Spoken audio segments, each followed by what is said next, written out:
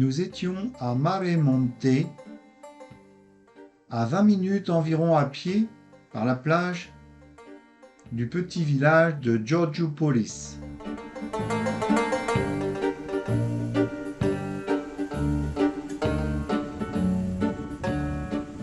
La chapelle Saint-Nicolas se trouve sur une jetée rocheuse artificielle, avec en toile de fond la mer.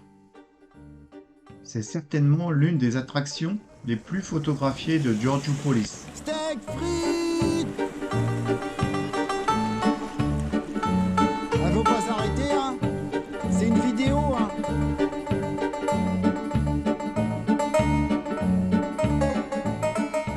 Georgiopolis est un petit village situé au bout d'une très longue plage d'environ 9 km.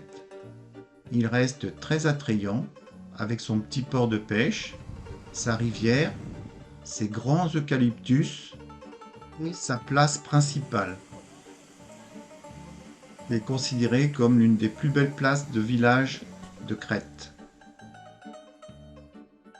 Le lac Kourna est le seul et unique lac d'eau douce du pays. Il se situe à environ 4 km de Georgiopolis et est niché au milieu des collines. Il fait environ 1 km de large et parfois on peut y voir des tortues. On peut également y faire du pédalo, nager et manger dans l'une des nombreuses tavernes qui bordent les rives. Il n'y a qu'en français que la ville s'appelle Lakané.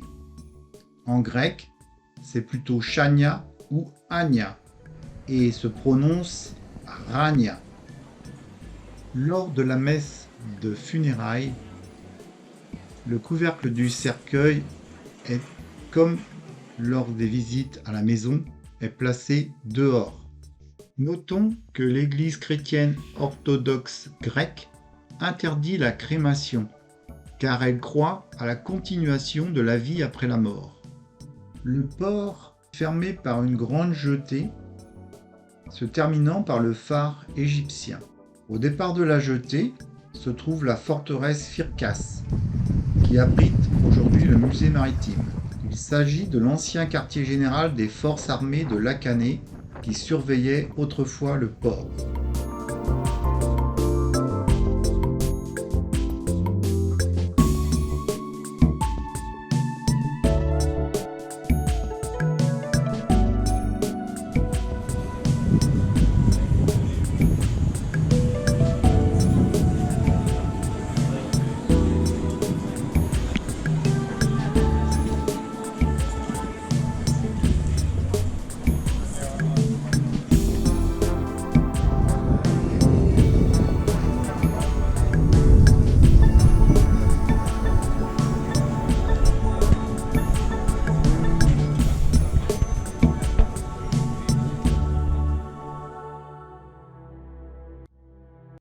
Les gorges de Samaria figurent parmi les plus longues gorges d'Europe, avec plus de 16 km de long. En descente, la randonnée commence à 1200 mètres d'altitude et se termine au village d'Agiaroumeli. Au départ, 3 km assez abrupts, bien balisés. Au bout de 7 km, on arrive à l'ancien village de Samaria, idéal pour la pause déjeuner. Après ce village, on peut considérer être arrivé au fond des gorges. Le reste du trajet sera essentiellement à plat, à travers les rochers, et en plein soleil.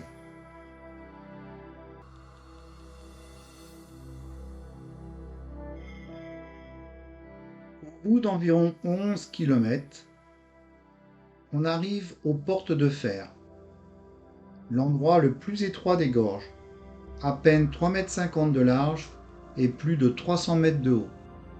Les gorges se terminent à Agiaroumeli, que l'on quitte en bateau, direction Horas-Fakion.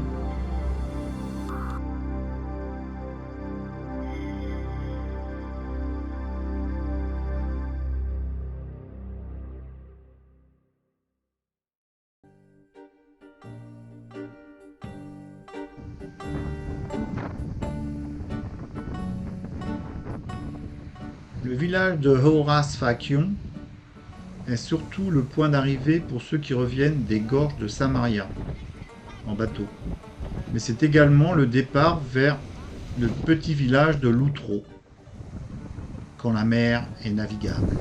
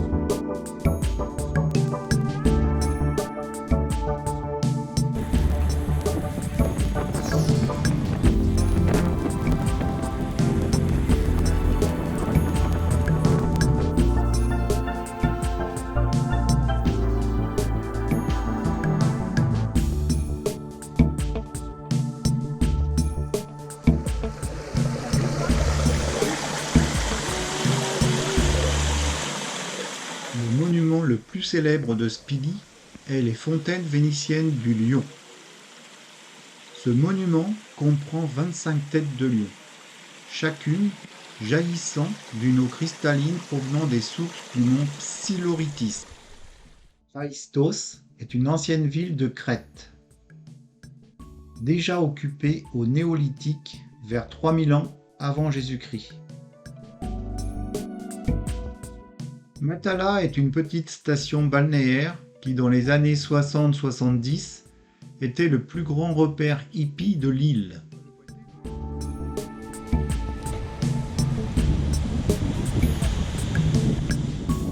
Matala était déjà peuplée à l'époque du Néolithique. C'est à cette période que les grottes artificielles ont été creusées dans la falaise. Matala fut le port de la ville de Phaistos. Les grottes furent utilisées comme caveaux et elles servirent également de repère aux hippies lors des années 60.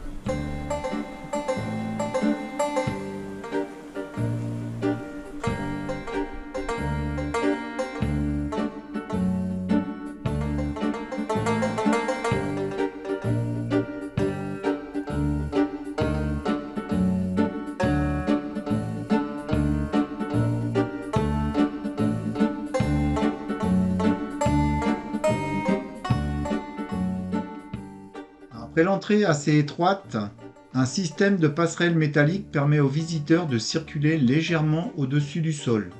La longueur du circuit est environ de 270 mètres, ce qui correspond à 7 salles.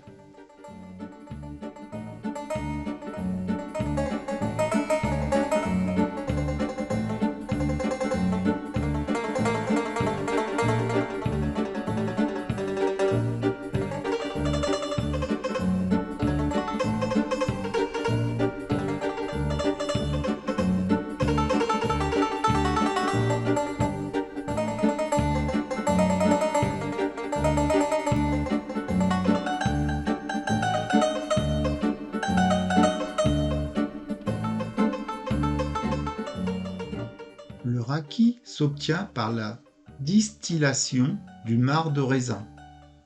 Donc un peu de jus, les peaux des raisins et les pépins.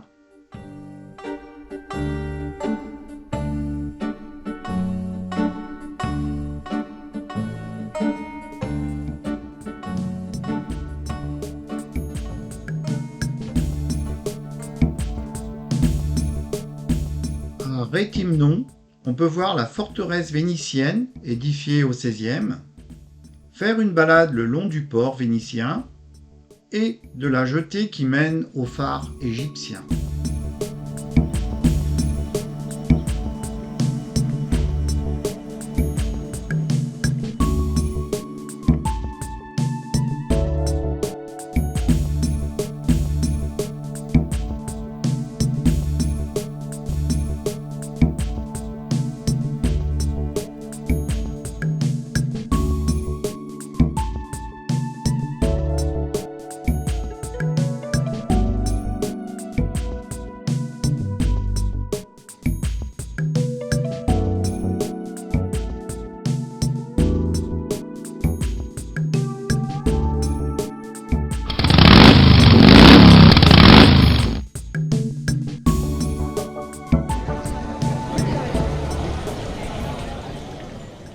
Fontaine Rimondi, construite au XVIIe siècle, cette fontaine à tête de lion est l'un des vestiges les plus célèbres de la période vénitienne.